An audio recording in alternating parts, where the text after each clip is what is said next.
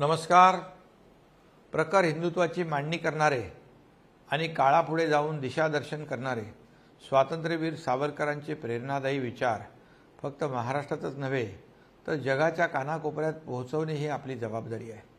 याच मताशी बांधिलकी मानून स्वातंत्र्यवीरांचे समग्र साहित्य श्राव्य पुस्तक अर्थात ऑडिओ बुकच्या स्वरूपात प्रकाशित करण्याचा उपक्रम हर घर सावरकर समितीतर्फे घेण्यात आला आहे. आपण हे पुस्तक जरूर ऐका आणि त्यापासून प्रेरणा घेऊन समग्र सावरकर साहित्य नव्या पिढीपर्यंत पोहोचवा. वीर सावरकरांचे देशप्रेम, हिंदुत्ववादी विचार, साहित्यिक प्रतिभा, वैज्ञानिक दृष्टिकोन, देशासाठी केलेलं त्याग आणि साहस यांचे दर्शन आपल्याला त्यातून घडेल. आपला देश बलवान आणि समृद्ध घडवण्यासाठी या विचारांच्या बळावर आपण कटिबद्ध राहू याची खात्री मला वाटते. आपल्या सर्वांना माझ्या खूप खूप शुभेच्छा. जोसेफ मॅझिनी, आत्मचरित्र प्रस्तावना. भाषांतरकर्त्यांची प्रस्तावना. शास्त्रांची प्रमेये ही कालदेशांनी मर्यादित नसतात. भूमितीचे सिद्धांत हे ग्रीसमध्ये जितके सत्य आहेत तितकेच ते हिंदुस्थानातही आहेत आणि ते युक्लिडच्या काळी जितके यथार्थ होते तितकेच आजही आहेत. मानवी जातीचे विस्तृत क्षेत्र नि कालाची अनंतता ध्यानात घेऊन त्यांच्या अनुरोधाने बसवलेले जे सिद्धांत असतात ते सर्वकाली नि सर्व मनुष्यांना सारखेच लागू आहेत. असले सर्वसाधारण सिद्धांत पठण करणे नि त्यांचा आपल्या स्वतःचे उन्नतीसाठी उपयोग करणे हे अत्यंत आवश्यक आहे. प्रत्येक मनुष्य मागच्या इतिहासाचा आणि अनुभवाचा फायदा न घेता मनुष्य जातीने आरंभी केलेल्या चुका पुन्हा करू लागल्यास मानवी उत्क्रांती खुंटली असेच म्हणावे लागेल. मनुष्य जातीने जे प्रश्न सोडवून ठेवले आहेत ते पुन्हा सोडवण्यात काल व्यर्थ घालवण्यापेक्षा त्या प्रश्नांची कालदेशांनी अमर्यादित अशी उत्तरे जी अनेक तत्ववेत्यांनी सिद्धांत रूपाने ग्रथित केलेली आहेत ती समजावून घेऊन ज्या प्रश्नांची उत्तरे मनुष्य जातीला अजून मिळाली नाहीत ते प्रश्न सोडवण्यात तो काल घालवणे हेच श्रेयस्कर आहे.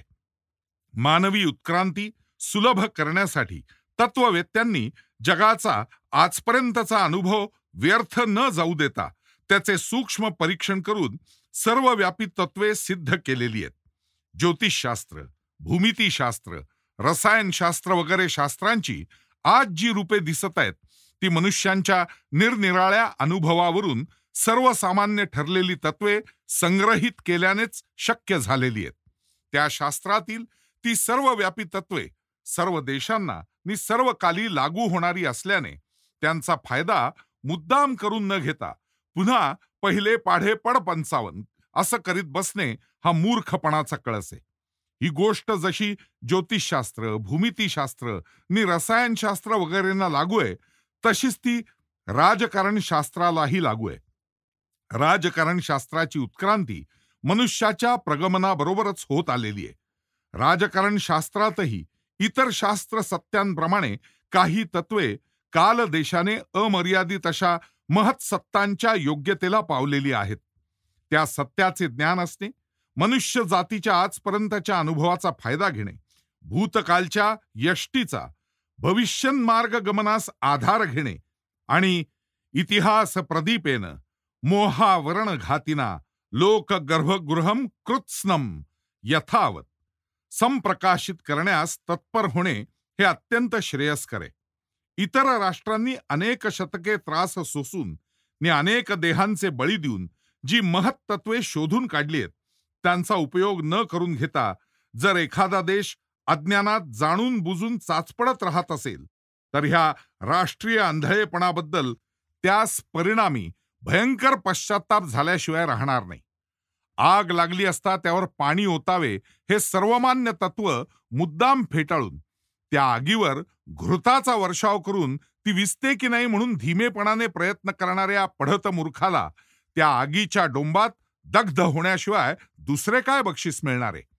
अशी स्थिती माझ्या प्रिय आर्य भूमीची होऊ नये म्हणून माझ्या तरुण देशबंधूंनी राजकारणातील अंतिम सत्ये नि महत् सिद्धांत शिकावे अशी माझी उत्कट इच्छा आहे.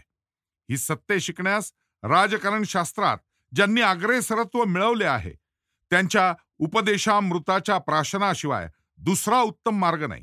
निराजकारण शास्त्रात ज्यांनी अग्रेसरत्व मिळवले आहे अशा तत्ववेत्यांमध्ये महाभाग मॅझिनीशिवाय तरुण राष्ट्रभक्तांना उत्साहक, दिव्य, प्रेमळ नि उदात्त अशा राष्ट्रमंत्रांची दीक्षा देण्यास कोणता गुरु सापडणारे? नाही नाही, राष्ट्रे कधीही मरत नाहीत. परमेश्वर गांजलेल्यांचा कैवारी आहे. त्याने मनुष्याला स्वातंत्र्यात राहण्यासाठी उत्पन्न केले. तुम्ही मनात आणा की तुमचा देश स्वतंत्र झालाच. याहून अधिक उत्साहक असा दुसरा कोणता राष्ट्रमंत्र आहे? एकदा मनुष्याने असा निश्चय केला की मी स्वातंत्र्य, स्वदेश नि मानव्य यावर भक्ती करीतो, की मग त्याने स्वातंत्र्यासाठी, स्वदेशासाठी नि मानव्यासाठी लढलेच पाहिजे. अखंड लढले पाहिजे. सर्व आयुष्यभर लढले पाहिजे. शक्य त्या शस्त्राने लढले पाहिजे. तिरस्कारापासून तो मरणापर्यंत सर्व संकटे तुच्छ मानली पाहिजेत. द्वेषाला नि निंदेला तोंड दिले पाहिजे. दुसऱ्या कोणत्याही फलाची आकांक्षा न करिता फक्त कर्तव्य म्हणून त्याने तत्पर झाले पाहिजे. याहून अधिक दिव्य असा दुसरा कोणता राष्ट्रमंत्र आहे? प्रीती करा तरुणहो, प्रीती करा. मनुष्याला परमेश्वराकडे नेणारी प्रीती ही सोपान परंपरा आहे. कुटुंबावर प्रीती करा, स्वदेशावर प्रीती करा. तरुणहो, मनुष्य जातीवर प्रीती करा. याहून अधिक प्रेमळ असा दुसरा कोणता राष्ट्रमंत्र आहे? नुसती इटली स्वतंत्र होऊन काय उपयोग? आपण स्वतंत्र होताच दुसऱ्यांना स्वतंत्र केले पाहिजे. याहून अधिक उदात्त असा दुसरा कोणता राष्ट्रमंत्र आहे? अशा या राष्ट्रीय मंत्रांचा मंत्रद्रष्टा जो इटलीचा स्वातंत्र्यदाता देशभक्त मॅझिनी, त्याचं आत्मचरित्र नि काही राजकीय लेख यांचे भाषांतर या ठिकाणी केले जात आहे. या लेखांनी 2 कोटी लोकांना चैतन्य आले. या लेखांचे पाणी गॅरिबाल्डीच्या तरवारीवर झळकत होते. या लेखांनी युरोपची सिंहासने उलथीच्या पालथी केलेली आहेत. या लेखांनी इटली देश स्वतंत्र झालाय नि सर्व परतंत्र देशांना स्वातंत्र्य देण्याचे सामर्थ्य या लेखांमध्ये भरलेले आहे. मॅझिनीने ही तत्वे केवळ इटली करताच सांगितलेली नाहीत. इटली निमित्त मात्र असून ही राजकारण शास्त्रातील महत् सत्ये त्या महात्म्याने सर्व मनुष्य जातीसाठी प्रकट केलेली आहेत. हा स्वातंत्र्य सुधेचा मेवा सर्व संतप्त भूमिकांकडे वळलाय. चातकांनो, ही संधी साधून आपापल्या तृषा भागवून घेणे हे आता तुमच्या हाती आहे. यापेक्षा मॅझिनीचे लेखांची प्रस्तावना मी पामर जास्त ती काय लिहिणार. तथापि या पुस्तकात त्याचे निवडक लेख तुटक रीतीने भाषांतर केलेले असल्याने मॅझिनीच्या सर्व मतांची बरोबर साखळी जुळवणे हे जरा अवघड जाणार आहे. एतदर्थ या महात्म्याच्या राजकीय मतांची दिग्दर्शना होईल तितकी त्याच्याच वाक्यात गुंफून संक्षिप्त नि सार रूपाने तयार केली असता ती समजण्याला सुलभ पडेल अशा आशेने मी तसे करण्याचा प्रयत्न करीत आहे. जगामध्ये आजपर्यंत जेवढ्या राज्यक्रांत्या झाल्या त्या सर्वांहून इटलीच्या राज्यक्रांतीत उदात्त वृत्तींचा कळस झालेला आहे. स्वदेशाभिमानाची ज्योत इतकी प्रज्वलित झालेली होती. प्रत्येक देशभक्त व्यक्तिविषयक सुखाबद्दल इतका उदासीन होता. स्वदेशासाठी सर्वस्व वाहण्याची इतकी चढाओढ सुरू होती. परक्या सत्तेकडून हे चैतन्य दाबून टाकण्यासाठी इतके भयंकर जुलूम करण्यात येत होते. त्या जुलुमात देशभक्तांचे तांडे चिरडले जात असताही प्रत्येक वर्षी लोकक्षोभाची उसळी इतकी विलक्षण नि निधड्या छातीची होत होती. नि अखेर 60 वर्षांवर लढून लढून देशवीरांनी इतक्या चिकाटीने यश मिळवले की या सर्व महत्कृत्यांनी नि महनीय नरमण्यांनी अलंकृत अशी दुसरी राज्यक्रांती आजपर्यंत झालेली नाही असे इतिहासास कबूल करावे लागते. या इटलीच्या राज्यक्रांतीत सद्गुणांचा जो इतका उत्कर्ष झाला याचे मुख्य कारण हे आहे की ती राज्यक्रांती ही व्यक्तीसाठी, लोभासाठी किंवा त्वेषासाठी झालेली नसून तिचा पाया अत्यंत उन्नत अशा महत्तत्वांवर रचलेला होता. मोठाल्या क्रांत्या या तरवारीपेक्षा तत्वांनीच घडवून आणलेल्या असतात. तरवारीशिवाय तत्वांचा जय होत नाही ही दुःखाची गोष्ट आहे. नि म्हणून इटलीने तरवार उपसली, परंतु त्या तरवारीचे अग्रभागी जर सत्याचे अधिष्ठान नसते तर त्या तरवारीला तिने स्पर्शही केला नसता. ज्या तत्वांवर या पवित्र स्वातंत्र्य युद्धाचा पाया रचला होता ती तत्वे प्रथमतः मॅझिनीने इटलीस शिकवली. इटलीच्यासाठी लढलेल्या देशभक्तांमध्ये मॅझिनीच्या तरुण इटलीत ज्यांनी शिक्षण घेतले नव्हते असे लोक फारच थोडे होते. या तत्वविचारास नि इतर राजकारणपटू कारस्थान्यांच्या उपदेशात एक महत्वाचा भेद आहे.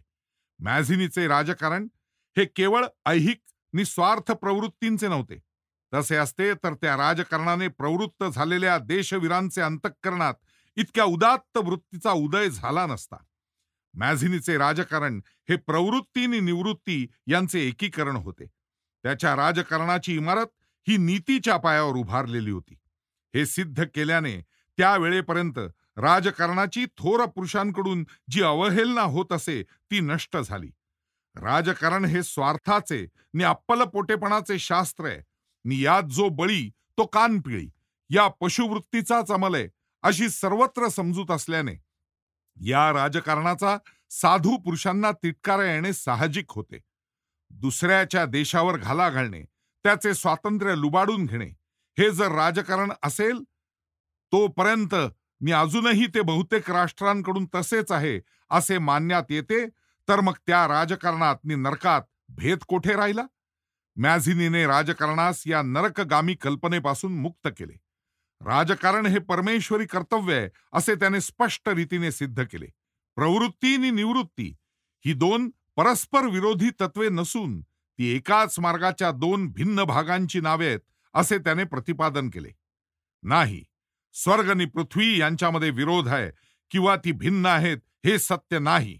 नाही, स्वर्गात सत्य आणि न्यायाचे ईश्वरी राज्य चालावे नि पृथ्वीवर असत्य आणि अन्याय यांचा अंमल चालावा हे खरे नाही.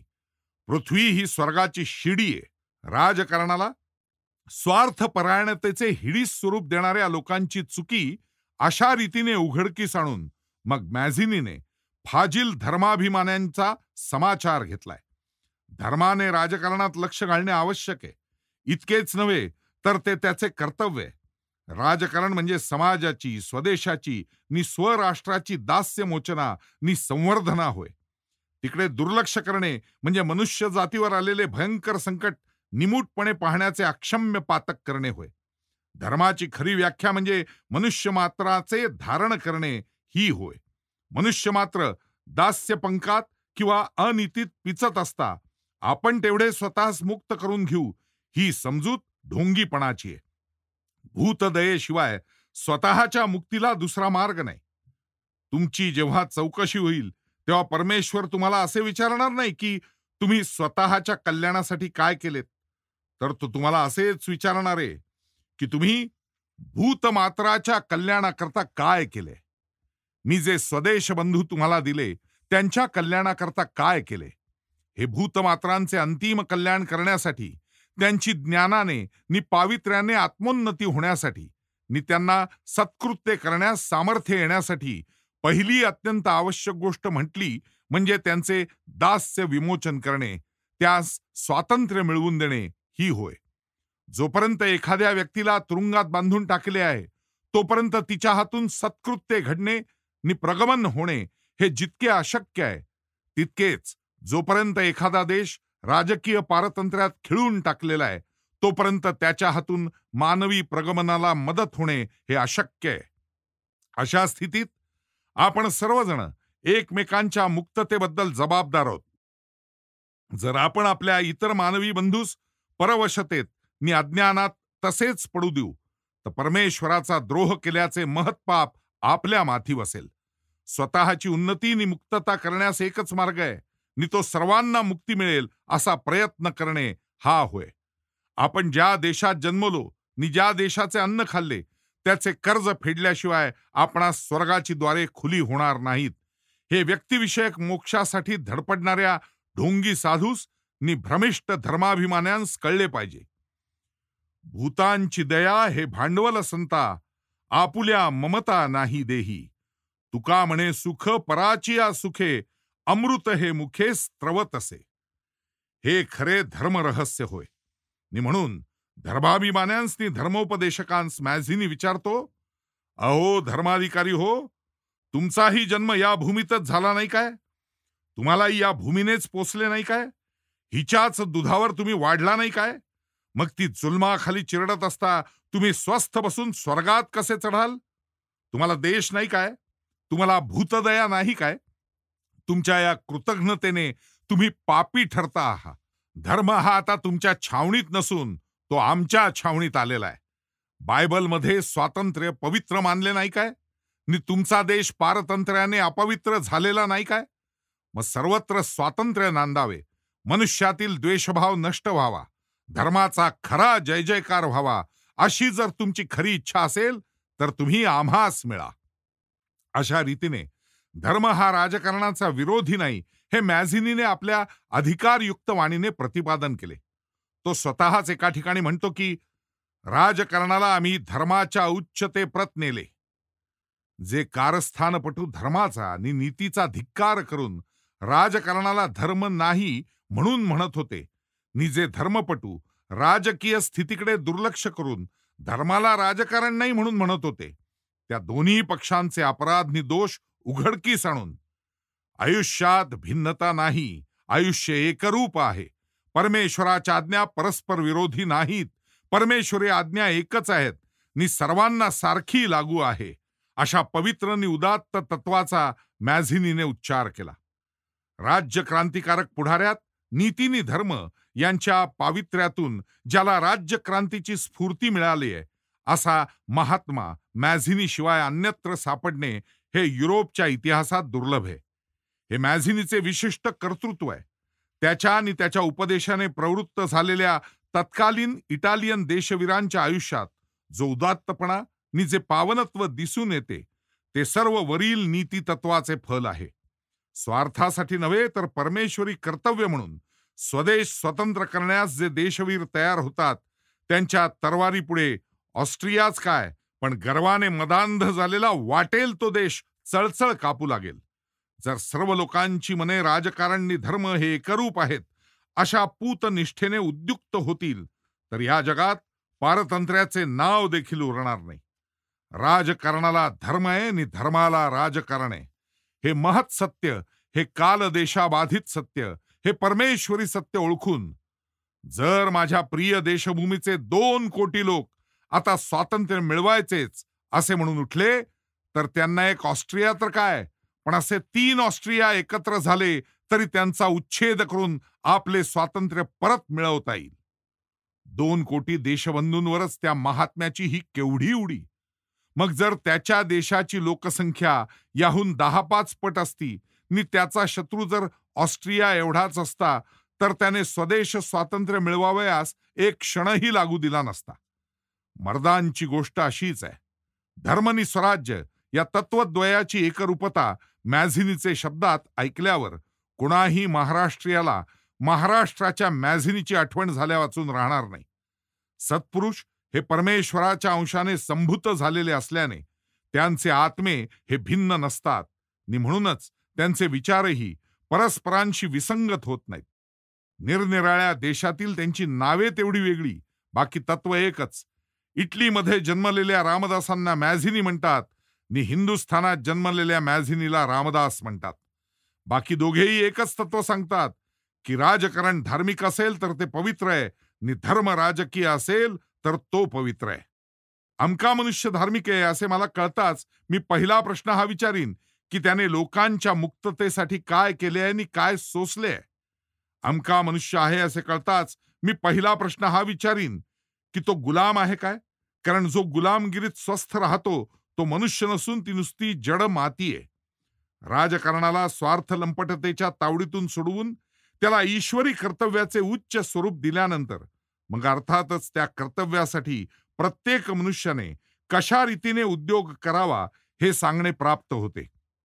मॅझिनीची कर्तव्य मीमांसा फारच उदात्त तत्वांवर रचलेली आहे, परंतु येथे मी त्या महात्म्याच्या राजकीय मतांचीच साखळी देण्याचा प्रयत्न करीत असल्याने त्या मीमांसेचे यथास्थित विवेचन करणे शक्य नाही.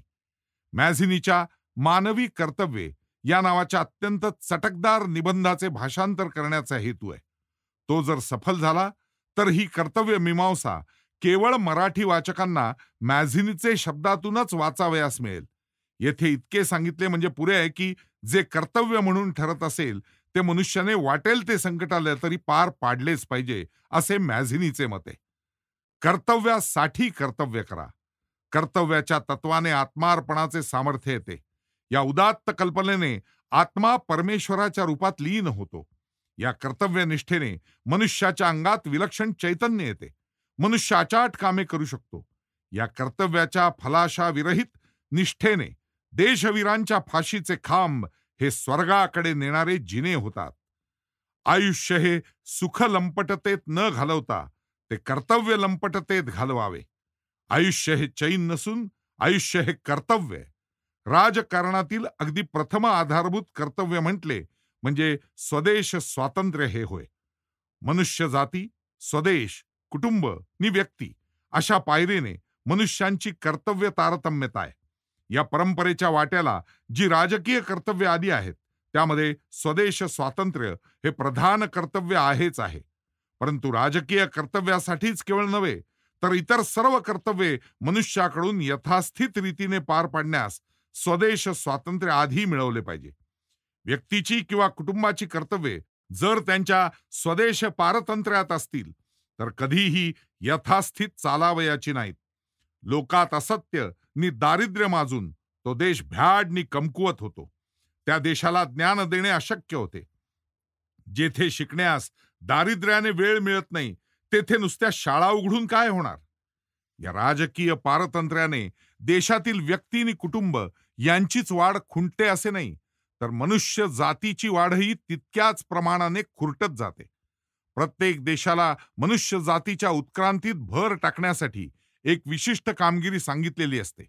परंतु पारतंत्र्यामुळे तो देशच अस्तित्वात आहे असे म्हणता येत नसल्याने त्याच्या वाट्याला आलेले कर्तव्य त्या देशाकडून घडणे अशक्य होते आणि म्हणून तितक्या मानाने मनुष्य जातीची उन्नती अडकून राहते. सर्व देशाची उन्नती म्हणजे मानव्याची उन्नती. परंतु जोवर पारतंत्र्याने काही देश नीचतेला खिळून टाकलेले आहेत तोवर मानव्य उन्नतीला जाणार कसे. म्हणून व्यक्तीच्या, कुटुंबाच्या, समाजाच्या नि मनुष्य जातीच्या सर्व प्रकारच्या उन्नतीचे मुख्य साधन जे राजकीय स्वातंत्र्य ते संपादन नि संरक्षण करणे हे प्रथम कर्तव्य होय. ही परमेश्वराची आज्ञा होय, ही धर्माची आज्ञा होय. परंतु हे राजकीय स्वातंत्र्य मिळवण्याचे कर्तव्य पार पाडण्यास मार्ग कोणचा योजावा. त्यावेळेस इटलीची स्थिती अशी होती की तिचे स्वामित्व ऑस्ट्रियाकडे गेलेले आहे. 75,000 ऑस्ट्रियन शिपाई इटलीवर राज्य करीत आहेत. पारतंत्र्याचे दुःख, दारिद्र्य नि अज्ञानाधिक परिणाम घडून आलेले आहेत. व्हेनिस नि मिलान वगैरे व्यापारात पूर्वी अत्यंत नाणावलेल्या प्रांतातील लोकांस खावयाला मिळत नाही. शिक्षण परक्यांच्या हाती, व्यापार परक्यांच्या हाती, जीवन परक्यांच्या हाती, स्वातंत्र्य परक्यांच्या हाती. इटली हा गुलामांचा बाजार बनला होता. तेथे जी काही थोडी बहुत नेटिव्ह संस्थाने होती ती ऑस्ट्रियाच्या ताटाखालची मांजरे बनली होती. इटलीचे नाव पुसून गेले होते, इटलीचे निशान फाटून गेले होते. ज्या रोमने 2 वेळा सर्व जगाचे पुढारी पण स्वीकारले होते ते रोम मेले आहे. इटली हा एक भला थोरला तुरुंग बनलाय आणि त्यावर ऑस्ट्रियन शिपायांचा पहारा बसलेला आहे. इटलीत शांतता आहे परंतु ती शांतता जिवंत मनुष्यांची नसून ती मेलेल्यांची शांतता आहे. अशा अत्यंत अपमानकारक स्थितीतून स्वदेश वर कसा आणावा, स्वातंत्र्य परत कसे मिळवावे. मॅझिनी जन्मला त्याच वेळेस इटलीच्या लोकांनी एक प्रश्न सोडवलेला होता की स्वदेशाची उन्नती ही भिक्षांदेहीने किंवा परक्याच्या मदतीने केव्हाही होणार नाही. तुम्हाला भिक्षा मागून स्वातंत्र्य मिळेल अशी आशा आहे काय? नाही. या भिक्षांदेहीने स्वातंत्र्य मिळणार नाही. त्यांच्या पुढे जे काम होते ते उंच नि धिप्पाड मनुष्यांचे होते आणि ते काम करण्यासाठी ते जमिनीवर सपशेल पसरले. त्यांनी प्रत्येक मुख्य प्रधानाच्या थापांनी भुलून जावे. त्यांनी भिकार सवलतीत संतुष्ट राहावे आणि त्यांनी प्रचंड लोकशक्तीवर विश्वास ठेवण्याचे सोडून देऊन परक्यांच्या दाराशी जोगवा मागण्याचा उपक्रम करावा. परंतु या उपक्रमाचा उपसंहार लवकरच झाला. इटलीचे धूर्त पुढारी या परक्यांच्या थापाथापीला फार दिवस भुलले नाहीत. त्यांच्या तेव्हाच ध्यानात आले की ऑस्ट्रियाने जे आपणास जिंकले आहे ते आपल्या अर्जांच्या चिटोऱ्यांनी आपणास मुक्त करण्याकरता नव्हे. राष्ट्रांच्या इतिहासात बहुशा आढळून येणारे हे भिक्षांदेहीचे व्यसन इटलीस लागले होते. पण ते ताबडतोब सुटले. 100 वर्षे परक्याच्या दारी लाथा बसत असता आणि हजारो वेळा विश्वासभंग झाला असताही पुन्हा एकदा कटोरा घेऊन भिक्षा मागण्या इतका इटली देश राजनिष्ठ झालेला नव्हता. त्याच वेळेस पोलंड, स्पेन वगैरे देशात राज्यक्रांतीची लाट उसळली होती. त्यामुळेही इटलीतील लोकात आत्मनिष्ठा उत्पन्न झाली. परंतु अशा भयंकर राज्यक्रांत्या आजूबाजूस चालत असताही त्यांच्याकडे पाहून ज्यांना आपल्या गुलामगिरीची नि भिक्षांदेहीची शरम वाटत नाही, असे देश या भूमीवर काय थोडेत? पण इटली इतकी मंदट झालेली नव्हती. ती खडबडून जागी झाली. या जागृतीचा परिणाम चहूकडे दिसू लागला. स्वदेशाची प्रीती ही वाङ्मयात प्रथम प्रादुर्भूत झाली. नंतर इटलीमध्ये स्वदेशी चळवळ सुरू झाली. मिलानमध्ये तर या स्वदेशी चळवळीचा कळसच झाला होता. प्रत्येक उदात्त आणि धाडसी कृत्यात तरुण वर्ग जसा सदोदित आघाडीवर असतो, तसाच तो इटलीच्या राज्यक्रांतीतही होता. मिलानमध्ये ऑस्ट्रियाच्या तंबाखूवर विद्यार्थ्यांनी कडक बहिष्कार टाकला. रस्त्यातून विद्यार्थ्यांनी नाकेबंदी केली नि कोणी ऑस्ट्रियाची विडी ओढताना पाहिला की त्याला हाणमार करून देण्याचा सपाटा चालवला. या स्वदेशी चळवळीला लवकरच पूर्ण राजकीय स्वरूप प्राप्त झाले. अमेरिकेतही स्वातंत्र्य युद्धाच्या आधी अशीच स्वदेशी चळवळ उत्पन्न झाली होती. काय विलक्षण प्रकारे इतिहासाची पुनरावृत्ती होते ती अशी. इतिहासात स्वदेशी चळवळींचे पर्यवसान राज्यक्रांतीत नि स्वातंत्र्य प्राप्तीत झाल्याची ही उदाहरणे काही आकस्मिक रीतीने घडून आलेली नाहीत. ते काही अपघात नाहीत. त्यांच्या या विलक्षण साम्याचे विवरण करता येणे शक्य आहे. स्वदेशी चळवळ म्हणजे दुसऱ्याच्या लुटारूपणास आळा घालून आपल्या हक्कांचा बचाव करणे होय. आपले हक्क काय आहेत ते सामान्य लोकांस एकदम कळत नाहीत. म्हणून प्रथमतः त्यांच्या ग्राहक शक्तीला इतकेच कळते की परक्यांच्या व्यापाराने आपण बुडत आहोत, म्हणून ते त्या व्यापारावर बहिष्कार घालण्यास तयार होतात. इतकी त्यांची तयारी झाली की अर्थातच परके लोक आपल्या व्यापाराच्या संरक्षणार्थ जुलमी उपाय योजू लागतात. हा जुलूम सुरू झाला की प्रथमतः व्यापारावरच बहिष्कार घालणारे लोक अनासायच सत्य मार्गाला लागतात. त्यांना कळू लागते की निर्जीव परदेशी कापडावर किंवा तंबाखूवर अगर चहावर बहिष्कार घालून काही उपयोग नाही. या निर्जीव वस्तूवर राग काढण्यात काय अर्थ आहे? खरा राग हा निर्जीव वस्तूंना, ज्या सजीव वस्तूंचा आधार आहे, त्यांच्यावरच उगवला पाहिजे. परक्या मालाला नव्हे तर परक्यांनाच बहिष्कार घातला पाहिजे. तंबाखूलाच नव्हे तर या ऑस्ट्रियन लोकांना नि चहालाच नव्हे तर या इंग्रज लोकांनाच आपल्या देशातून हुसकून दिले पाहिजे.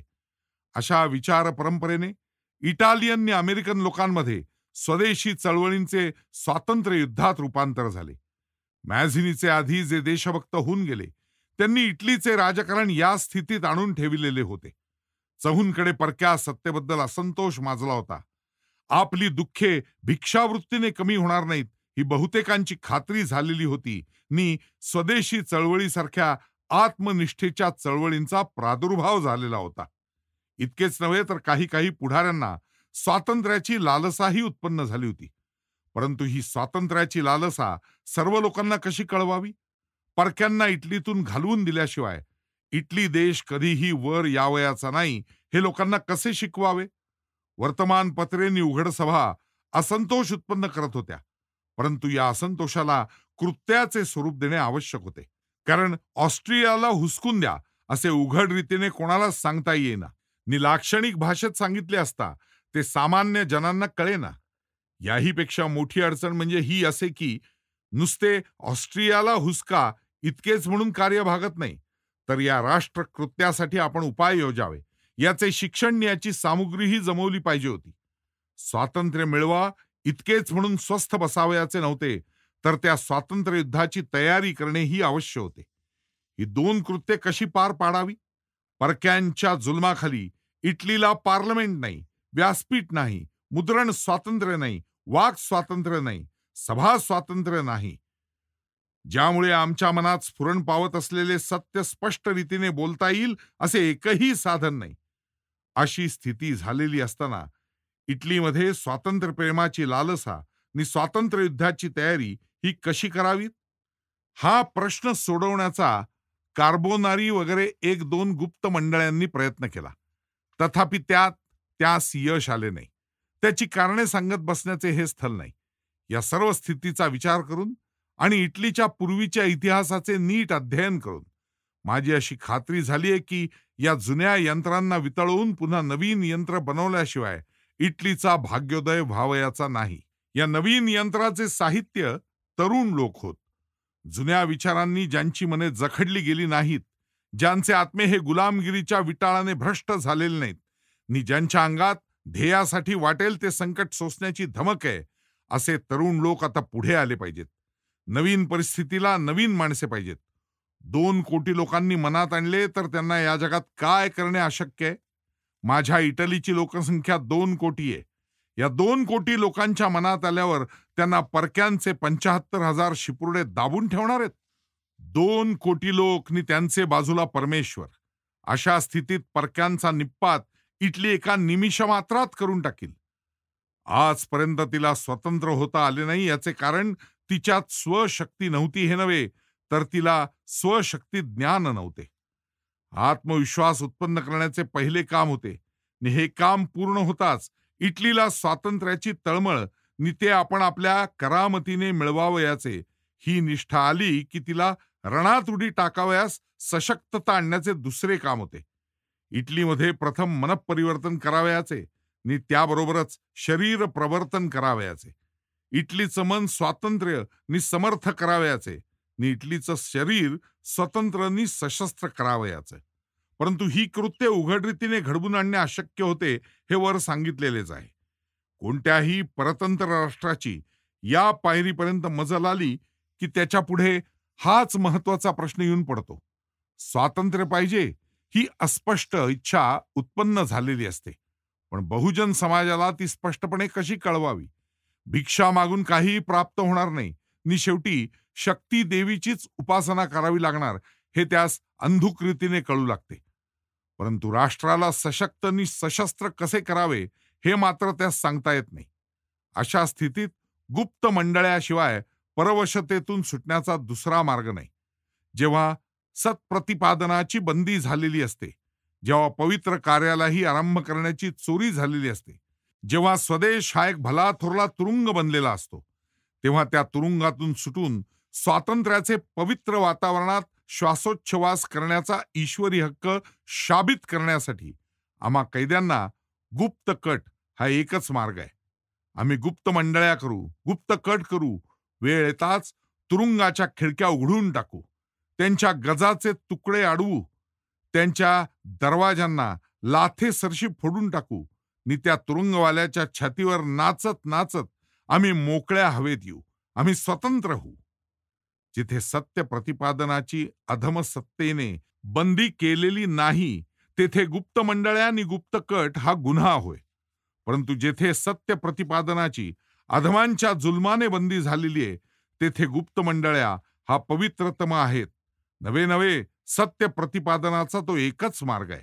या गुप्त मंडळाचा आधार युरोपमधल्या बहुतेक स्वातंत्र्योन्मुख राष्ट्रांनी घेतलेला आहे.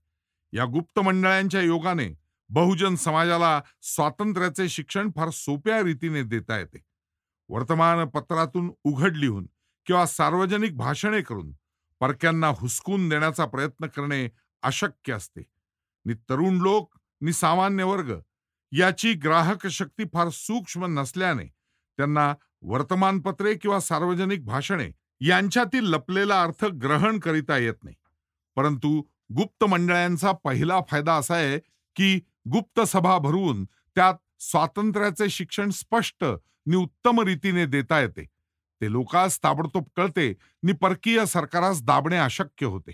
मॅझिनी म्हणतो, या मार्गाने तुम्ही तरुणास जे सत्य ते स्पष्ट रीतीने सांगा. त्यांच्यापासून काही लपवून ठेवू नका. त्यांना निर्जीव यंत्राप्रमाणे न वागवता त्यांना जिवंत नि चैतन्ययुक्त मनुष्याप्रमाणे आदराने वागवा.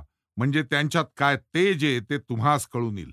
गुप्त मंडळांचा प्रसार परकी सरकारास दाबणे अगदी अशक्य होते इतकेच नाही, तर एखादी दुसरी गुप्त मंडळी उघडकीस आणली असता त्यापासून त्यांचा तोटाच होतो.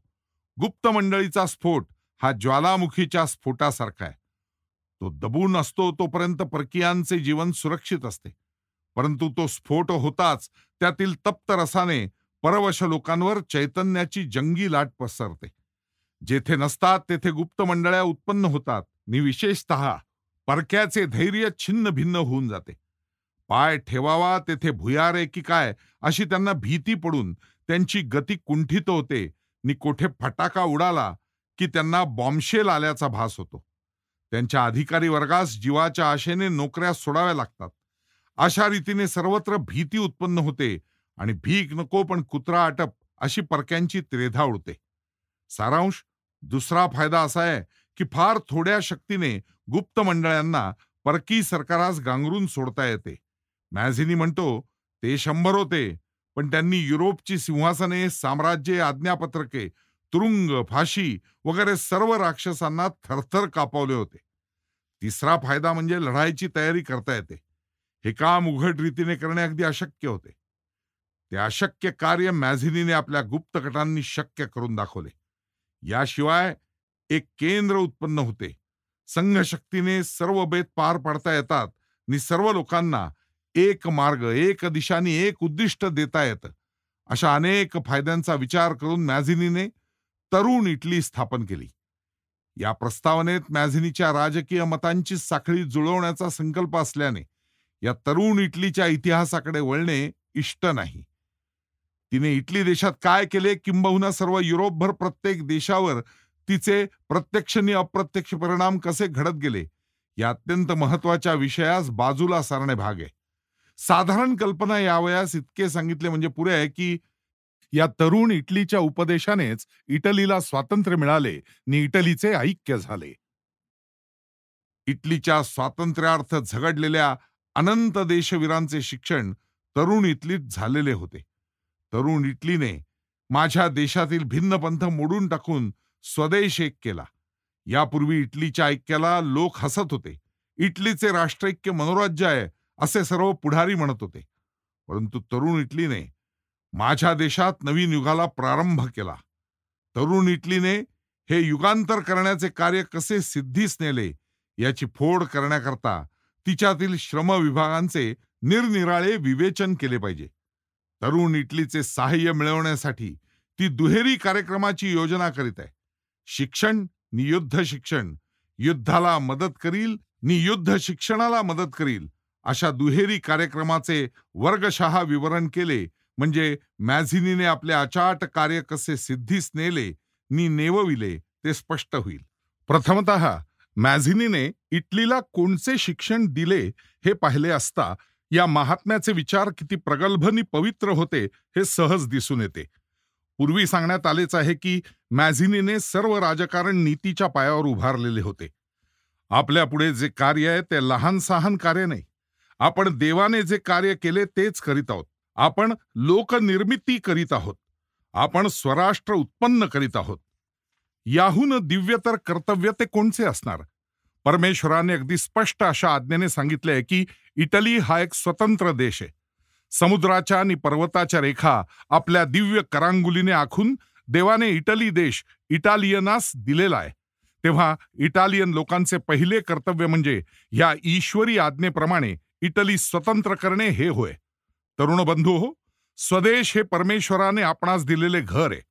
या घरात राहून त्याच्या आश्रयाखाली तुम्ही वाढावे नि वाढत वाढत अखेर मनुष्य जातीसह अंतिम स्वरूपाला जावे अशी त्याची इच्छा आहे. हे निसर्ग निर्मित गृह इटालियनांना वाढवण्याकरता आश्रय म्हणून दिलेले असून परक्यांनी एक तुरुंग बनवून ठेवलाय. म्हणून इटलीच्या पुत्रांचे पहिले कर्तव्य म्हणजे स्वदेश स्वतंत्र करणे हे होय. मॅझिनीने आपल्या गुप्त संस्थेतून पहिले शिक्षण या तत्वाचे दिले. प्रथम स्वातंत्र्य मिळवले पाहिजे. दास्यमुक्तता झाली पाहिजे. इतर सर्व प्रश्न मागाहून सुटतील.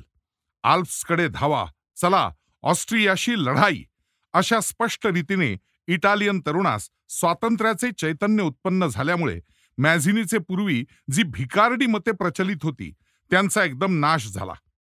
अमका कर माफ झाला पाहिजे नि तमका हक्क मिळाला पाहिजे असे म्हणणारा पंथ निर्माल्यवत झाला. कारण सर्वांची अशी खात्री झाली की आपणास अनेक हक्क नको असून एकच हक्क पाहिजे नि तो हक्क म्हणजे पूर्ण स्वातंत्र्य, दास्यमुक्ता हा होय. नि हे स्वातंत्र्य ते फायद्याचे आहे म्हणून नव्हे, तर ते मर्दाचे कर्तव्य आहे म्हणून मिळवले पाहिजे. इटलीमध्ये भाकर स्वस्त आहे किंवा महाग आहे हा मुख्य प्रश्न नाही. त्या भाकरीवर गुलामगिरीचा शिक्का आहे की नाही हा मुख्य प्रश्न आहे. मग ऑस्ट्रियाने अनंत हक्क जरी दिले असते तरी इटलीचे लोक स्वातंत्र्य मिळवल्याशिवाय राहतेना. मॅझिनीने स्वातंत्र्याला कर्तव्याचे स्वरूप दिल्याने ऑस्ट्रिया एकदम हतवीर्य झाला. त्यावेळेपर्यंत जरा जास्त कमी चळवळ झाली की लहान सहान हक्क देऊन ऑस्ट्रिया खुबीने चळवळी मारून टाकीत असे. परंतु आता हक्कांचा प्रश्न नसून हक्काचा आहे. शिवाय आपण स्वातंत्र्य संपादनात एक अत्यंत पवित्र कर्तव्य करीत आहोत अशी तरुणांची भावना झाल्याने त्यांच्या उदात्त वृत्ती जाग्या झाल्या. तुरुंगात देशवीर राष्ट्रगीते गाऊ लागले नि फाशीवर जाऊ लागले. जो स्वदेशासाठी मरतो तो चिरंजीव होतो या महामंत्राचा जयघोष करू लागले. तरुणांना कर्तव्य बुद्धीने उद्दीपित करा, ध्येयाची भक्ती शिकवा, म्हणजे त्यांच्या अंगात काय सामर्थ्य आहे हे तुम्हाला कळेल, असे तो महात्मा उगीच म्हणत नसे. इटलीत 1831 पासून 1870 पर्यंत दर साल कोठे ना कोठेतरी एक बंड होतच असे. इतकी चिकाटी धरून स्वदेश भक्तांनी अखेर विजय संपादन केला. बंडामध्ये बायकांनी जे पराक्रम केले ते इतर निर्जीव देशातील पुरुषांना देखील लाज आणतील. रोममध्ये 1848 साली फ्रेंच लोकांशी लढाई चालली असता गॅरिबाल्डी सैन्यात उडी टाकून बेहोश लढत होता. इतक्यात त्यास सिनेटचे बोलावणे आल्यामुळे तो तिकडे गेला. त्याला पाहताच सिनेटने टाळ्यांचा प्रचंड कडकडाट केला. गॅरिबाल्डीला प्रथम त्या जयनादाचे कारण कळेना. इतक्यात त्याने स्वतःकडे पाहिले. तो रक्ताच्या धारा नखानखातून गळत आहेत. शस्त्रांनी नि निसट्ट्या लागलेल्या गोळ्यांनी कपड्यांची जाळी झालीयत नि हातातील तरवार वार करता करता इतकी वाकलीये की म्यानात ती अर्धी देखील शिरत नाही. अशा त्या तरवारीला अनंत प्रणाम असोत. जोपर्यंत अशी एक तरी तरवार जगात कायम आहे तोपर्यंत परतंत्र देशांनी स्वतंत्र होण्याची आशा धरण्यास हरकत नाही. मिलानमध्ये बंड सुरू करण्याचे आधी पुढारी म्हणू लागले, तुम्ही उठू नका, तुमच्याजवळ शस्त्रे नाहीत. दुसऱ्या दिवशी लोक म्हणाले, उठा, दगड घ्या, सुऱ्या घ्या, काठ्या घ्या नि उठा, म्हणजे आता शस्त्रे चालत येतील. ते उठले नि ऑस्ट्रियनांवर छापा घालून त्यांची शस्त्रे लुटून आणली. गुप्त मंडळांची जमवाजमव इतकी उत्तम असे की बायका पोरात सुद्धा त्यांची तत्वे शिकवली गेली होती. मिलानमध्ये नि व्हेनिसमध्ये राज्यक्रांतीची नौबत धडधडताच बायका रस्त्यात सज्ज होऊन उभ्या राहिल्या. एक म्हातारा लंगडत लंगडत गवताचा भारा घेऊन सरकारी ठाण्यात गेला नि त्या भाऱ्यास आग लावून देऊन ते ठाणे भस्म करून परत आला. तरुण लोक पुस्तके टाकून बाहेर पडत, तरुण स्त्रिया फंडासाठी रस्तोरस्ती भिक्षा मागू लागल्या. स्वयंपाकी लोक रस्त्यात उड्या घेऊ लागले नि ऑस्ट्रियन शिपाई शहरात शिरू पाहताच त्यांच्यावर टेबले, कौले, सुऱ्या, खांब, दगड, तापलेल्या साळ्या, कढणारे तेल यांचा वर्षाव होऊ लागला. अशा कृतनिश्चयाने इटली लढली.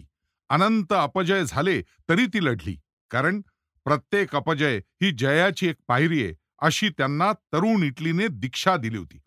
1820 साली पराजय झाला, 1831 साली पराजय झाला, 1848 साली पराजय झाला. तथापि मॅझिनी म्हणाला, फिरून प्रयत्न करा. यश किंवा अपयश हा विचार नसून कर्तव्यतेचा विचार असला पाहिजे. तुमच्या पक्षास परमेश्वर आहे, तुम्हास अंती जय मिळालाच पाहिजे. इटलीने या महर्षीच्या उपदेशाप्रमाणे फिरून प्रयत्न केला नि इटली स्वार्थत्याग, शौर्य, तेज, तत्वनिष्ठा आदी करून सद्गुणांनी युक्त आहे असे पाहून 1859 सालापासून त्यांच्या श्रमाला परमेश्वरही फले देऊ लागला. ही स्वातंत्र्याची गोड फळे चाखावयास मिळण्यासाठी इटलीला जी किंमत द्यावी लागली ती तरुण इटलीच्या खजिन्यातून दिली गेली. अशा रीतीने मॅझिनीने स्वातंत्र्याचे शिक्षण इटलीच्या तरुणांस दिले. परंतु नुसते स्वातंत्र्य प्राप्तीचे कार्य म्हणजे काही अंतिम कार्य नव्हे, कारण जोपर्यंत लढाई सुरू आहे तोपर्यंत लोक एकत्र राहतील. परंतु ती बंद होताच इटली देशातील निरनिराळ्या प्रांतात यादवी माजू लागेल. म्हणून मॅझिनीचे दुसरे तत्व म्हणजे राष्ट्रैक्य हे होय. इटलीचे भिन्न भिन्न प्रांतात पूर्वीपासून इतकी यादवी माजलेली होती की ते निरनिराळे देशच झालेले होते. लहान लहान संस्थाने ही एकमेकांशी अखंड लढाया करीत होती. शहरे एकमेकांशी भांडत होती. अशा स्थितीत इटली देशाचे मिळवलेले स्वातंत्र्य कायम राहण्यास त्यांचे राष्ट्रैक्य होणे आवश्यक होते. संयुक्त संस्थान पद्धती ठेवून भागले नसते, कारण निरनिराळी संस्थाने ठेवली की प्रांतिक अभिमानाला आरंभ होतो नि त्या राष्ट्रात एकरूपता नाहीशी होऊन ते राष्ट्र परक्यांच्या पाशात लवकरच पडते. म्हणून मॅझिनीचे आग्रहाचे सांगणे असे की इटलीने प्रांतिक अभिमान सोडून देऊन सर्व राष्ट्र एकीकृत झाले पाहिजे. ही गोष्ट मॅझिनी पूर्वी कोणासच समजली नव्हती. इतकेच नव्हे तर ह्या मताबद्दल मॅझिनीला सर्वजण प्रथम प्रथम हसत होते.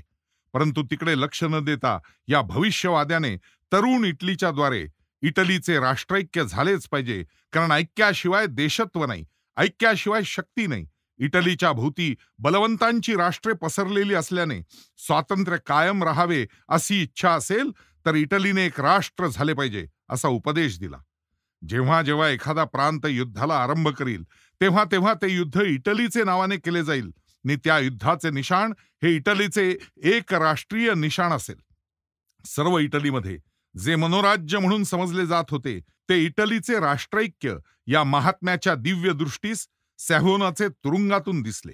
त्याने आपल्या देशबांधवांस ती गोष्ट कळवली. ज्यांचा याच्यावर विश्वास बसला ते त्याच्या मागे गेले आणि अखेर खडतर मार्गाचे आक्रमण करता करता ते मनोराज्य खरे झाले पाहण्याची धन्यता त्यांना मिळाली. अशा रीतीने प्रथम दास्यमुक्तता आणि मग राष्ट्रैक्य ही दोन तत्वे सांगितली. परंतु आपले काम नुसते नाशकारक नाही, तर आपणास नाश केल्यानंतर त्या नाशातूनच सृष्टी उत्पन्न केली पाहिजे. ही सृष्टी उत्पन्न करावयाला इटलीच्या सुदैवाने योग्यतम असाच सृष्टीकर्ता मिळाला होता, यात शंका नाही. राष्ट्र स्वतंत्र झाले नि त्यातील निरनिराळे प्रांतिक भेद मोडून निद्वेष नाहीसे करून ते एक झाले. म्हणजे मग तेथे ते स्वातंत्र्य नि ती एकराष्ट्रीयता कायम राहण्यास अंतर्गत स्वतंत्रता मिळाली पाहिजे. जुलूम म्हटला की तो त्याज्य आहे, मग तो परक्याचा असो की स्वकीयांचा असो, तो धार्मिक असो की राजकीय असो. म्हणून राष्ट्रामध्ये व्यक्ती स्वातंत्र्य, धर्मस्वातंत्र्य नि मतस्वातंत्र्य ही आवश्यक असली पाहिजेत. परंतु जेथे राज्यसत्ता आहे तेथे असमता उत्पन्न होतेच होते. मनुष्यात सद्गुण नि योग्यता या योगांनी जेवढे भेद झाले असतील तेवढेच भेद न्याय्य नि उन्नतीमूलक आहेत. बाकी सर्व प्रकारची असमता ही अत्यंत गर्हणीय होय. म्हणून राजसत्ता ही गर्हणीय आहे. मॅझिनीचे सर्व राजकारण जसे नीतिमत्तेला धरून होते तसेच त्याचे लोकसत्तावादित्व ही नीतीच्या भक्कम पायावर उभारलेले होते. शिवाय इटली सारख्या देशाला कायमपणा देणारी लोकसत्तेशिवाय दुसरी राज्य पद्धती शक्य नव्हती. मॅझिनी स्वतः राष्ट्राच्या बहुमताला विरुद्ध नव्हता. राष्ट्रीय आज्ञेचा मी बंद आहे, परंतु माझी अशी खात्री आहे की लोकसत्तेशिवाय दुसऱ्या सर्व राज्यपद्धती अन्यायमूलक नि अनीतिमान आहेत. इटलीमध्ये अनंत प्रांत, अनंत संस्थाने नि अनंत दुरभिमान सुरू असल्याने या सर्वांना सारखे हक्क दिल्याशिवाय त्यांची एकी फार दिवस टिकणार नाही अशी त्याची पक्की समजूत असे. एका संस्थानाला राजा केले की इतर संस्थाने त्याच्या ताब्यात जाऊ इच्छिणार नाहीत. एका प्रांताचा अंमल कबूल केला की इतर प्रांतातील लोक आपली सत्ता त्याच्या हाती देणार नाहीत. अशा स्थितीत खरी खरी राज्यपद्धती म्हणजे लोकसत्ता हीच होय. लोकसत्ता स्थापिली म्हणजे कोणालाही विशिष्ट अधिकार दिल्यासारखे किंवा पक्षपात केल्यासारखे होणार नाही. जी व्यक्ती खाजगी नि सार्वजनिक वर्तणुकीने योग्यतम असेल ती सर्वानुमताने अधिकृत केली जाईल. शिवाय मनुष्य जातीच्या उत्क्रांतीप्रमाणे पाहिले असता लोकांचे युग आले आहे. देव नि लोक ही तत्वे आता सुटली आहेत. राजाचा किंवा पोपचा जुलूम यापुढे चालणार नाही. युरोपमध्ये सर्वत्र लोकसत्तेकडे प्रवृत्ती होत आहे. म्हणून इटलीनेही लोकसत्तेचीच योजना करावी असा मॅझिनीचा अत्याग्रह होता. तुम्ही राजसत्ता नेमाल तर काही दिवस शांतता राहील, परंतु कायमची शांतता राहणार नाही. पहिली राज्यक्रांती संपताच दुसरी सुरू होईल. अशा अर्थी त्याने वारंवार सूचना द्याव्या नि त्या भविष्याचे सत्यत्व लोकांच्या निदर्शनास आपल्या आयुष्यात आले नाही, तथापि भावी काळात ते आल्याशिवाय राहणार नाही अशी त्याची पक्की भावना होती. नि एतदर्थ तरुण इटलीत लोकसत्तेचे तत्व अंगीकृत केलेले होते. अशा रीतीने दास्यमुक्तता, राष्ट्रैक्य, समता नि लोकसत्ता या तत्वचतुष्ट्याचे शिक्षण तरुण इटलीत दिले जाई. ही तत्वे इटलीच्या अंतःकरणावर मॅझिनीने कोरून ठेवली आहेत. त्यांचा बहुतेक जय झालेलाच आहे नि जो थोडा राहिलाय तोही भविष्यकाली होणारच होणार, यात कोणालाही शंका नाही. तरुण इटलीच्या शिक्षणाच्या कार्यक्रमाचा हा विस्तार झाला. आता युद्धकांडाचा थोडासा प्रपंच केला पाहिजे. ऑस्ट्रियाशी युद्ध केल्याशिवाय आपले स्वातंत्र्य परत मिळणार नाही ही मॅझिनीची पूर्ण खात्री होती. लढाईशिवाय स्वातंत्र्य मिळणार नाही. भयंकर, तुमुल, दीर्घ, निकराची लढाई केल्याशिवाय आपणास दुसरा मार्ग नाही. असल्यावेळी लढाई करणे हे पाप नाही. जेव्हा एखाद्या सत्याचा जय जयकार करावयाचा असतो किंवा एखाद्या असत्याचा विनाश करावयाचा असतो, तेव्हा लढाई पवित्र आहे. इटलीमध्ये ही लढाई करणे हे फार कठीण झाले होते. त्यांच्यापाशी युद्धोपयोगी हत्यारे नव्हती किंवा ती बाळगण्याची परवानगी नव्हती. अशा स्थितीत इटलीशिवाय दुसरे एखादे राष्ट्र सापडले असते तर ते गर्भगळीत होऊन लढाईचे नाव काढण्यासही भिऊ लागले असते. परंतु इटली असल्या संकटांना भीक घालणारी नव्हती. तिच्यातील शूरनी तरुण लोक हे स्पेन, अमेरिका, जर्मनी, पोलंड वगैरे देशात गेले आणि तेथे युद्धकलेचे ज्ञान शिकले. गॅरिबाल्डी, रिसिओटी वगैरे तरुण इटलीचे सभासद अशाच रीतीने युद्धकलेत निष्णात झाले. दुसरा बेत असा योजला होता की इटलीच्या हद्दीबाहेर परंतु लखत्या लखत्यांनी जर्मनी वगैरे देशातून हत्यारे विकत घेऊन त्यांचे खजिने करून ठेवावयाचे आणि स्वदेशात गडबड झाली की लगेच हद्द फोडून आत घुसण्याचा प्रयत्न सिद्धीस न्यावयाचा. एकदा हद्द फोडली की मग बाहेरून शस्त्रे आत आणण्यास मार्ग मोकळा झाला. मॅझिनीच्या सेव्हॉयवरल्या स्वारीत हाच बेत योजण्यात आला होता. हा मार्ग फारच उत्तम होता. ह्या युक्तीने एकदा स्वातंत्र्य युद्धाचे निशाण उभारले गेले की बाहेरून शस्त्रांचा उत्तम पुरवठा करता येतो. तिसरा उपाय असा योजला होता की स्वदेशात गुप्त रीतीने हत्यारे तयार करण्याचे अगदी लहान परंतु पुष्कळ आणि अंतरावर असे गुप्त कारखाने काढावे. चौथी युक्ती अशी योजली की गुप्त मंडळांनी इतर देशात हत्यारे खरेदी करून ती मालाचे जहाजातून लपवून धाडावी. पुष्कळ वेळा हे उघडकीसही येत असे. एकदा मॅझिनीच्या फ्रेंच मित्राने मार्सेलिसहून इटलीकडे शस्त्रे नेण्याचे काम अंगावर घेतले.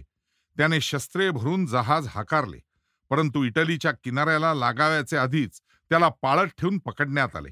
ते जहाज जप्त करून त्यावरचा सर्व माल हिसकवण्यात आला. परंतु स्वातंत्र्य युद्धासारख्या महत्कार्यात संकटेही यावयाचीच. त्यांनी भिवून हे भ्याड लोक गुलामगिरीत तसेच पिचतात आणि त्या संकटाशी टक्कर घेऊन मर्द लोक हे स्वातंत्र्य मिळवतात.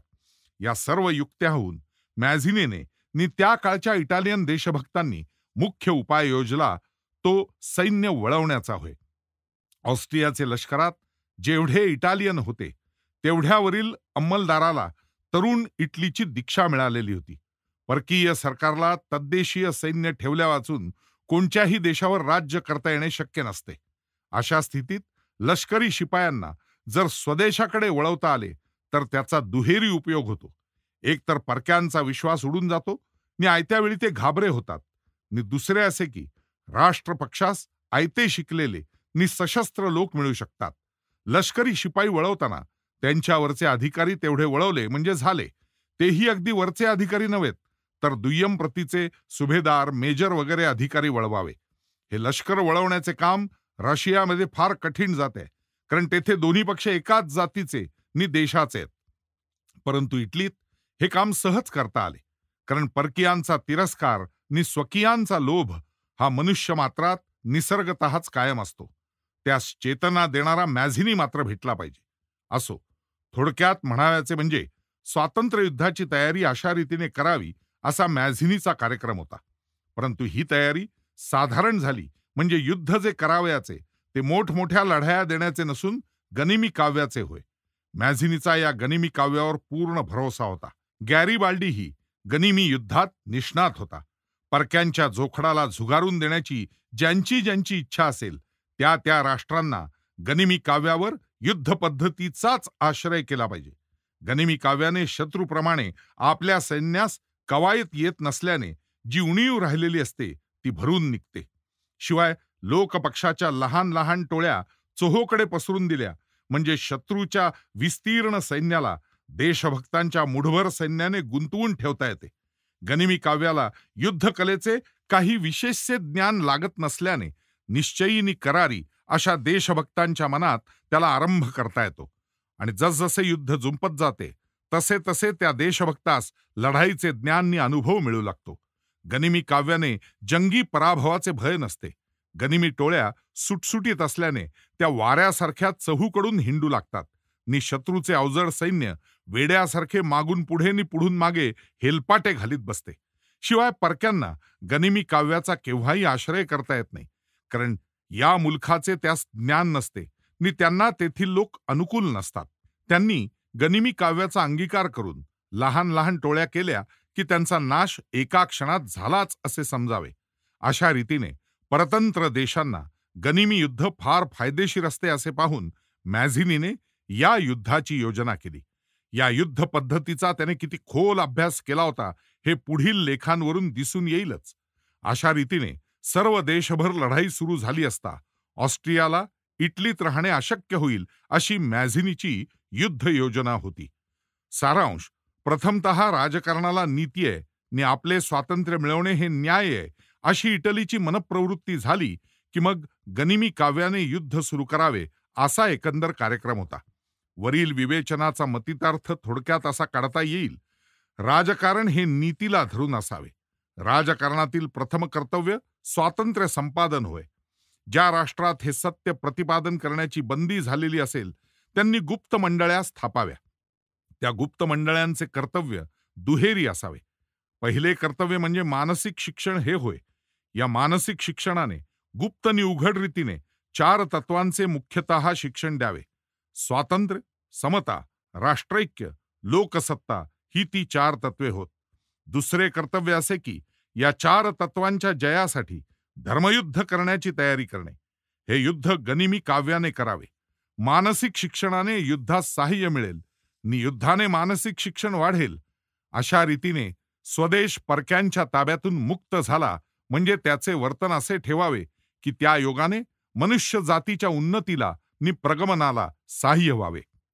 आपणास सामर्थ्य येताच इतर गांजलेल्या राष्ट्रांना मुक्त करावे आणि सर्व मनुष्य जातीने स्वतंत्रतेने, समतेने नि बंधुभावाने परमेश्वरी आज्ञेचे पालन करावे. हा मॅझिनीच्या राजकीय मतांचा नि कार्यक्रमाचा मतितार्थ आहे. हा नकाशा पुढे ठेवून इटली स्वतंत्र झाली.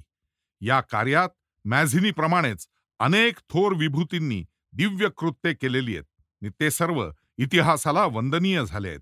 इटलीच्या भाग्याची धन्य आहे जिच्यामध्ये भगवान मॅझिनी जन्मास येतो, जिच्यासाठी गॅरिबाल्डीचे रक्तबिंदू खर्च होतात, जिच्या सेवेसाठी मानिन हा बद्ध परिकर होऊन सज्ज होतो, जिच्यावर मामेली हा कवी कविता करतो नि जिला स्वातंत्र्य देवी वश होते, त्या इटलीच्या भाग्याची धन्य आहे.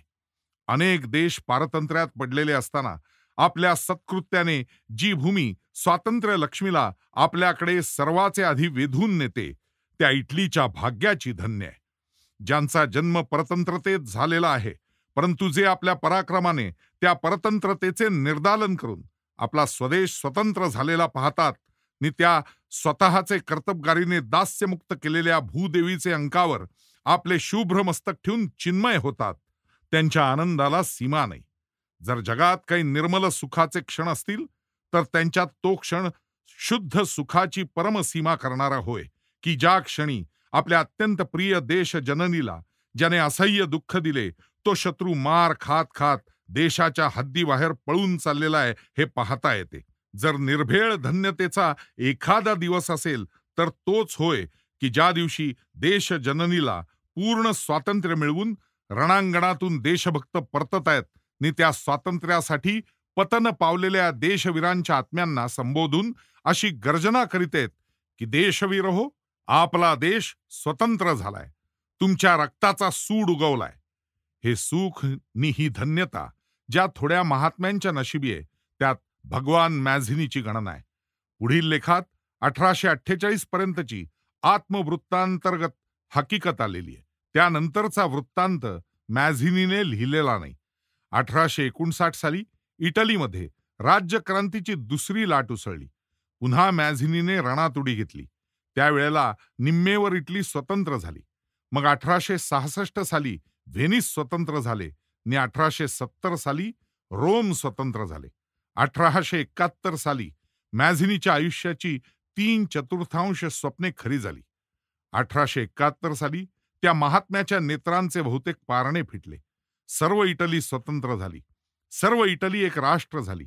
सर्व इटली जिवंत झाली नि त्या स्वतंत्र एक राष्ट्रीय नि चैतन्ययुक्त इटलीची रोम राजधानी झाली. हजारो वर्षे रोमची नि इटलीची ताटातूट झाली होती. ती ताटातूट संपून या भाग्यशाली दिवशी रोमवर स्वतंत्र इटलीचे निशाण फडकू लागले.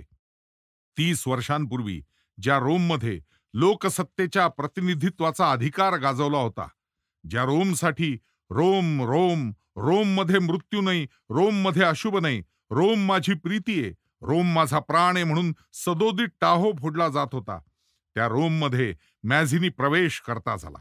त्यावेळेस त्याच्या हृदयात काय विचार असतील? अखेर इटली स्वतंत्र झाली.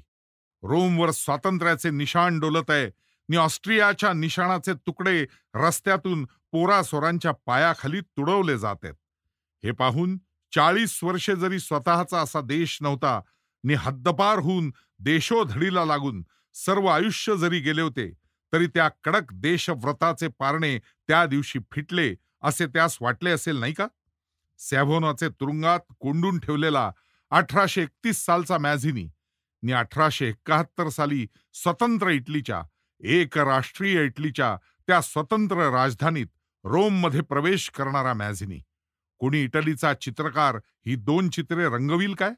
इटली देश स्वतंत्र आणि एकीकृत झाल्यावर मॅझिनीची एक इच्छा राहिली होती. ती इच्छा म्हणजे लोकसत्ता ही होय.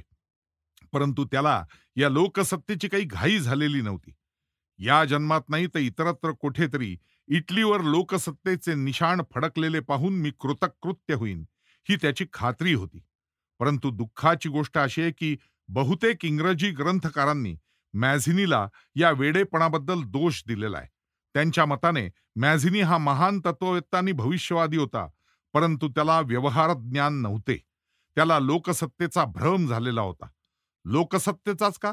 मॅझिनीला इटलीच्या स्वातंत्र्याचा, राष्ट्रैक्याचा नि समतेचाही भ्रम झाला नव्हता का? त्यावेळेच्या लोकांनी मॅझिनीच्या या महत्वाकांक्षांनाही मनोराज्यच म्हटले नव्हते काय?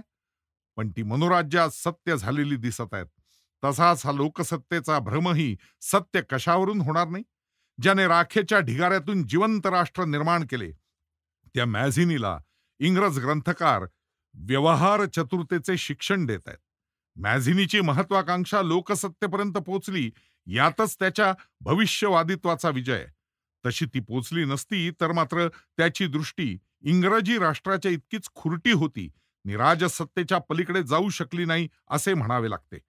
परंतु मॅझिनीची नीतिमीमांसा ही इंग्रजांच्या नीतिमीमांसेसारखी पोटभरू नव्हती. त्याने इंग्रजी राष्ट्रातील अनीतिमान नि पापकारक राजनीतीवर येता जाता कडाके उडवले आहेत. म्हणून का तो व्यवहार कुशल ठरत नाही? मॅझिनी व्यवहार कुशल नाही हे उघडच आहे, कारण त्याने कुठे दुसऱ्याची पत्रे फोडून वाचून त्यातील मजकूर दुसऱ्यास कळवून आपले व्यवहार कौशल्य गाजवले आहे. मॅझिनी व्यवहार कुशल नाही हे उघडच आहे, कारण त्याने इटली स्वतंत्र होताच तिने बाकी सगळ्या राष्ट्रांनी गुलाम करीत सुटावे असे सांगण्याच्या ऐवजी आपण स्वतंत्र होऊनच काम भागत नाही, तर आपण इतर देशांना स्वतंत्र केले पाहिजे असे सांगण्याचा बिनधोरणीपणा केला. मॅझिनीची परीक्षा स्वार्थलंपट राष्ट्राला कशी व्हावी? परंतु त्यांनी जरी त्याला वेडा ठरवला तरी अखेर तो इतिहास देवीचा ताईत झालाच झाला. मॅझिनीने लोकसत्तेसाठी जरी अश्रांत श्रम केले तरी त्याने हे हजारो वेळा स्पष्ट जाहीर केले होते की प्रथम स्वातंत्र्य, मग एकी नि मग लोकसत्ता. याच प्रमाणे त्यांनी शक्य तेव्हा तेव्हा वर्तनही केले आणि इटली स्वतंत्र झाल्यावर त्याने लोकसत्तेचा जो उपदेश केला तो प्रसिद्ध रीतीने केलेला आहे. कारण त्याची ती मनुष्य जातीच्या उत्क्रांतीचे ज्याने ज्याने सूक्ष्म निरीक्षण केले त्याची अशीच खात्री आहे की आता लोकांचे युग आलेले आहे. आता आज नाही उद्या पण लोकसत्तेचाच जय जयकार होणार आहे. मॅझिनीने जे निशाण उभारलेले होते ते परमेश्वरापर्यंत पोचणारे निशाण होते. या निशाणाचा अग्रभाग जरी अदूरदृष्टी लोकांना दिसला नाही तरी तो त्याला स्पष्ट दिसत होता. लहान पक्षी एखाद्या टेकाडावर उडत जाऊन बसले म्हणजे त्यांना शतकृत्य केलेसे वाटते. मॅझिनी हा गरुड होता. त्याने त्या टेकाडावरच समाधान कसे मानावे? तो कालाच्या आकाशात भराऱ्या घेत गेला आणि तेथून लोकसत्तेच्या स्त्रोताचे गीत गाऊ लागला. मॅझिनीच्या आयुष्यात 2दा लोकसत्तेचा विजय होण्याच्या बेतात आला होता. तेव्हा जर तो इतर लोकांच्या स्वार्थपरायणतेने फसला नसता तर मॅझिनीच्या इतर स्वप्नाप्रमाणेच तेही स्वप्न आज खरे झाले असते. ते आज तसे झाले नाही म्हणून काय झाले? मॅझिनीचा आत्म्याच्या अमरत्वात नि कालाच्या अनंततेत विश्वास होता. आणि लोकसत्ता ही नीतियुक्त राज्यपद्धती आहे हे त्याने सिद्ध केले होते. तत्व बरोबर आहे की नाही हा मुख्य प्रश्न होता. त्याचा विजय आज होणार की उद्या होणार हा गौण भाग आहे. अत्यंत आनंदाची गोष्ट ही आहे की भगवान मॅझिनीची खरी योग्यता इतर कोणी न जाणली तरी ती त्याच्या स्वदेश बंधूंनी पूर्ण जाणलेली आहे. जो महात्मा ज्या दिवशी इहलोकाची सर्व कर्तव्ये पूर्ण करून ऑस्ट्रियाच्या निशाणाखाली नव्हे तर स्वतंत्र इटलीचे निशाणाखाली पंचत्वाप्रत पावला, त्या दिवशी रोममध्ये इटलीच्या पार्लमेंटने राष्ट्रीय सूतक पाळण्याचा ठराव केला. त्याच्या अपरिमित स्वार्थ त्यागाची व त्याच्या अनवरत स्वदेश सेवेची मुख्य प्रधानाने वक्तृत्वपूर्ण भाषेत प्रशंसा केली. जिनोआमध्ये त्या महात्म्याच्या जडदेहाचा उत्तरविधी चालला असताना हजारो इटालियन लोक आपल्या देशपित्याच्या शेवटच्या दर्शनासाठी दाटी करू लागले नि ते शेवटचे दर्शन होताच अर्भकासारखे रडू लागले. एका मनुष्याच्या मृत्यूसाठी इतका अश्रुपात जगावर केव्हाही झाला नसेल. परमेश्वराचे घरी प्रत्येक देशाकरता एक एक मॅझिनी ठेवला असेल तर कोणालाच इटलीचा हेवा करण्याचे कारण नाही. लंडन, इंडिया हाऊस, दिनांक 28 सप्टेंबर 1906. विनायक दामोदर सावरकर.